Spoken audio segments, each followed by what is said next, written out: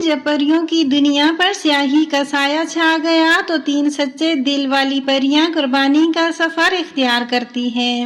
کیا وہ اپنی رانی کو بچا پائیں گی؟ یہ جاننے کے لیے اس کہانی کو سنتے ہیں۔ کسی خواب جیسی وادی میں نورنگ نامی جادوئی ریاست آباد تھی۔ یہ جگہ ایسی حسین تھی کہ انسانوں کی آنکھیں اس کو دیکھنے کی تاب نہ رکھتی۔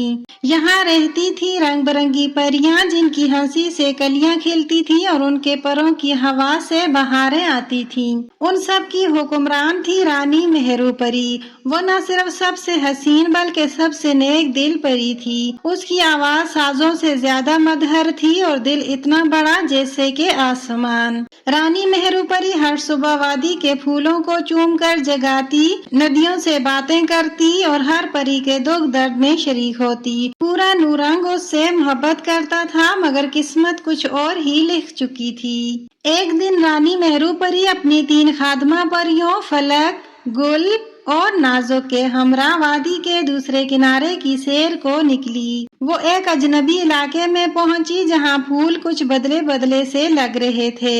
ایک سیاہ رنگ کا پھول جسے پہلے کسی نے نہ دیکھا تھا رانی کی نظر میں آیا۔ تجسس نے رانی کو قریب کیا۔ جیسے ہی اس نے پھول کو چھوا ایک زہریلا کانٹا اس کی انگلی میں چبھ گیا۔ رانی نے چونک کر ہاتھ پیچھے کیا مگر اگلے لمحے اس کے قدم لڑکھڑائے اور وہ بے ہوش ہو کر زمین پر گر گئی۔ پریاں چیخ اٹھیں، پرندے خاموش ہو گئے اور روشنی جیسے وادی سے روٹھ گئی۔ پریاں اپنی رانی کو شاہی محل لے آئیں۔ محل کے بڑے ہال میں جہاں چاندی کی روشنی سے فرش چمکتا تھا رانی کا بے ہوش جسم رکھ دیا گیا۔ وادی کی سب سے بزرگ اور دانا پری علم پری کو بلایا گیا۔ علم پری نے اپنے جادوئی آنکھ سے رانی کی نبض کو دیکھا اور بولی، یہ ایک عام زہر نہیں، یہ سیاہ کانٹے کا زہر ہے اور اس زہر کو ختم کرنے کے لیے ہمیں ایک گوند چاہیے ہوگا جو کہ ایک جادوئی درخت کے تنے سے نکلتا ہے۔ تمام پریوں پر سکتہ طاری ہو گیا۔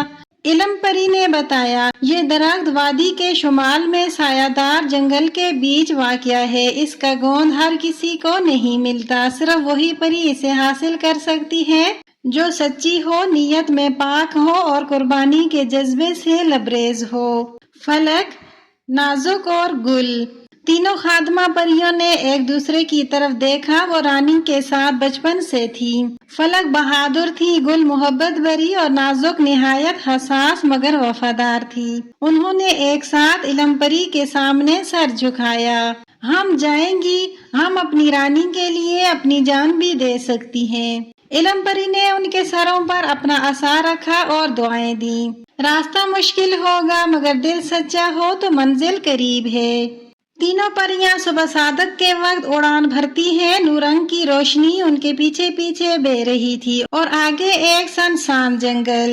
پہلی آزمائش آئی، گنگا دریا۔ اس دریا میں کشتی نہیں تھی، ایک پرانا بورڈ لگا تھا، سچ بولنے والے کو راستہ ملتا ہے، جھوٹے ڈوب جاتے ہیں۔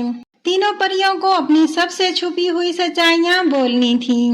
فلک بولی، میں بچپن میں اپنی دوست کے پروں کی چمک چرا کر خود پر لگا لیتی تھی۔ گل بولی، میں کبھی کبھی رانی کی خوشبو کی شیشی چھپ کر استعمال کرتی تھی۔ نازک بولی، میں اندر سے بہت ڈرتی ہوں مگر بہادر بننے کا دکھاوا کرتی ہوں۔ جیسے ہی ان کی باتیں مکمل ہوئی پانی دو طرف کو ہٹ گیا اور ایک چمکیلا راستہ ان کے قدموں تلے ظاہر ہو گیا۔ آگے ایک وادی تھی جہاں زمین زہریلے کانٹوں سے بھری تھی۔ ہوا میں آواز گونجی، جو وفا میں سچی ہوگی وہی کانٹوں کو پھول بنتا دیکھے گی۔ ان کے قدموں کے نیچے کانٹے تھے۔ جیسے ہی وہ چلی نازک کا پاؤں زخمی ہو گیا اور وہ گر پڑی۔ فلک اور گل آگے بڑھنے لگی مگر پھر فلک نے پلٹ کر کہا، میں اسے چھوڑ کر نہیں جا سکتی۔ گل نے بھی کہا، ہم ساتھ آئی ہیں اور ہم ساتھ ہی جائیں گے۔ اسی وقت کانٹے سرک گئے اور نرم گھاس میں بدل گئے۔ ایک بار پھر سچائی اور وفاداری نے راستہ آسان بنا دیا۔ دن گزر گیا اور رات شروع ہو گئی۔ تینوں پریاں تھکی ہوئی، زخمی مگر دل میں امید لیے درخت کے قریب پہنچیں۔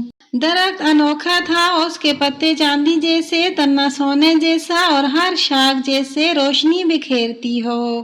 درخت نے کہا، میں تمہاری تھکن، تمہاری آنکھوں کا سچ اور تمہاری خاموشی کا خلوص جانتا ہوں، مگر تمہیں قربانی دینی ہوگی۔ کیا قربانی؟ فلک نے پوچھا۔ اپنے پروں کی چمک، اپنی آواز کی مٹھاس اور اپنی یادداشت۔ تینوں پریاں ساکت ہو گئیں، یہ ان کی اصل پہچان تھی۔ پھر فلک بولی، رانی کی جان اس سے زیادہ قیمتی ہے۔ سب نے سر جھکا کر ہاں کی اور درخت نے اپنی شاخ سے ایک چاندی جیسا قطرہ زمین پر گرایا۔ یہی تھا وہ انوکھا گوند۔